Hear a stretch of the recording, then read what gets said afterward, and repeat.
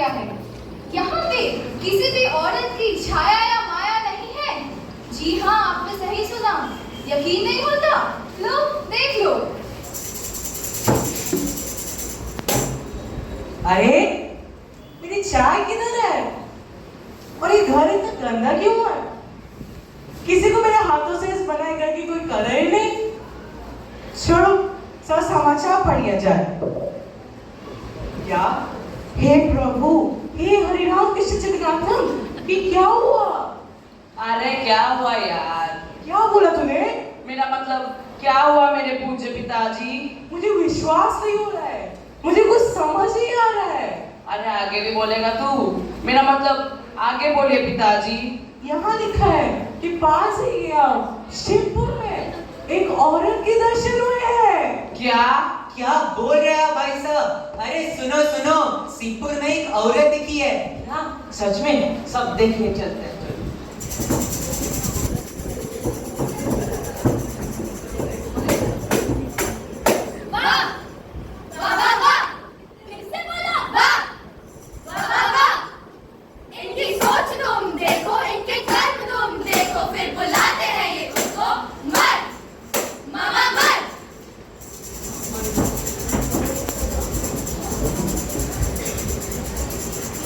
देखा आपने लापरवाही का नतीजा? जब गांव वालों ने सुना कि गांव में एक औरत दिखी है तो उनकी प्रतिक्रिया कैसी थी? मानो भूखे जानवर के सामने चारा रख दिया हो।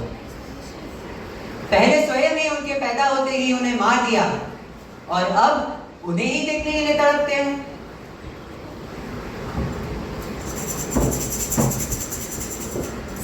सुनो, अरे सुनो सुनो, आया आया नाटक आया, साथ में सच्चाई लाया। नारी शक्ति देश की भक्ति, नारी शक्ति देश की भक्ति। सुनो सुनो, अरे सुनो सुनो।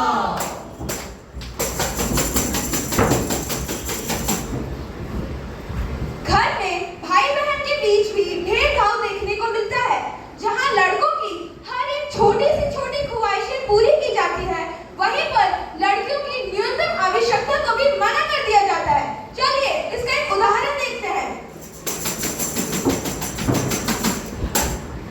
पापा, थोड़े पैसे चाहिए थे। पापा, थोड़े पैसे चाहिए थे। क्यों चाहिए पैसे? पापा, बाइक दिलवा दो। वो साइकिल चाहिए थी। क्यों चाहिए साइकिल? पापा, और जो ने एमबीए करना है। वाह वाह वाह। वो एमबीए करना था। क्यों करना है एमबीए? अरे मेरी बिटिया, क्यों करना है एमबीए?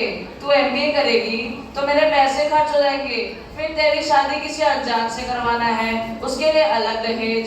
अरे जब तो मेरे को अंत में शादी ही करनी है तो क्यों करना है एमबीए? छोड़ दी इसे, थोड़ा एडजस्ट करना सीख।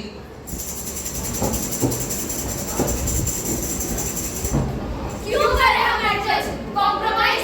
कभी हमारे सपनों के बारे में सोचा है?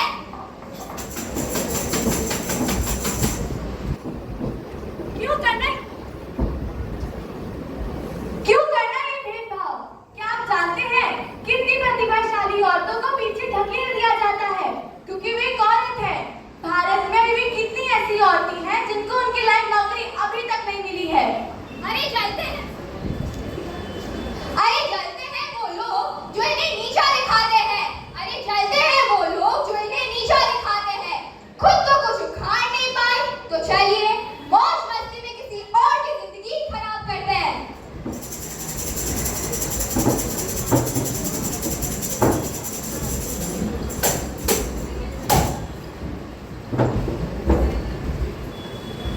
स्वागत है आप सबका कल तक टीवी पे।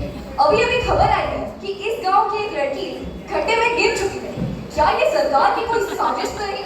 आपका इसमें क्या कहना है? हम बहुत खुश हैं। हम टीवी पे आए, हमारी बेटी टीवी पे आई, ऊपर से हमारा गांव टीवी पे आया। हम बहुत खुश हैं। लेकिन गलती तो मेरी बेटी की है ना, खड्डे में तो वो गिरी है। झूठ बोल रहे हैं ये। हाँ, ये ना गवर्नमेंट की गलती है। गांव में इतने खड्डे हो गए हैं, मुझे इस दुर्घटना के लिए थोड़े पैसे तो मिलने चाहिए ना। फिर मैं उससे बहुत खेती बाड़ी करूंगी। खेती बाड़ी? लेकिन इसके भविष्य का क्या? अरे पढ़ाई करके क्या ही कर लेगी, जो खेती से पैसे आएंगे उससे इसकी शादी करा दूंगी, फिर अपनी माँ जिंदगी जिएगी। थोड़ा ऊंच नीच ना इसे सहना पड़ेगा। क्यों करे हम ये अत्याचार? लड़की बोलकर हमारे नाम पर पैसे ऐंठ रहे हो?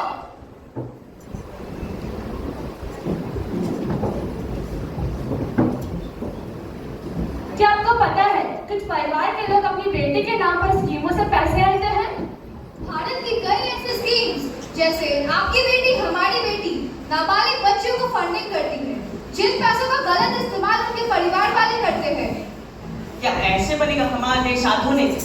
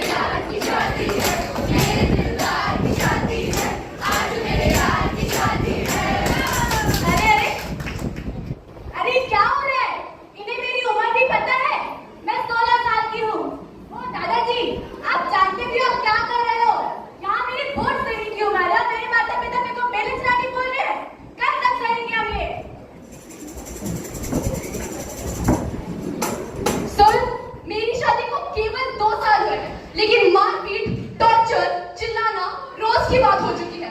मेरा एफआईआर दर्ज कीजिए प्लीज। तू पहले भी तो आई थी ना, फिर ये वापस उसी के पास गई ना। शादी का झगड़ा है, घर का मामला है, जाओ बेटी समझौता कर। घर का मामला? वाह सर, तो क्या आजकल अपनी खुद की बीवी पर हाथ उठाना घर की बात हो चुकी है? अरे मैडम, प्रोसीजर है। आपकी तरह कितने सारे केसेस अभी भी पेंडिंग है। प्रोसीजर नहीं, पीले का बहाना है। जब एक औरत चिल्लाती है तो क्या सिस्टम का कान बंद हो जाता है? आपका काम एफआईआर लिखना है, ना कि संस्कार के ज्ञान देना। कब तक सहते रहेंगे हम ये?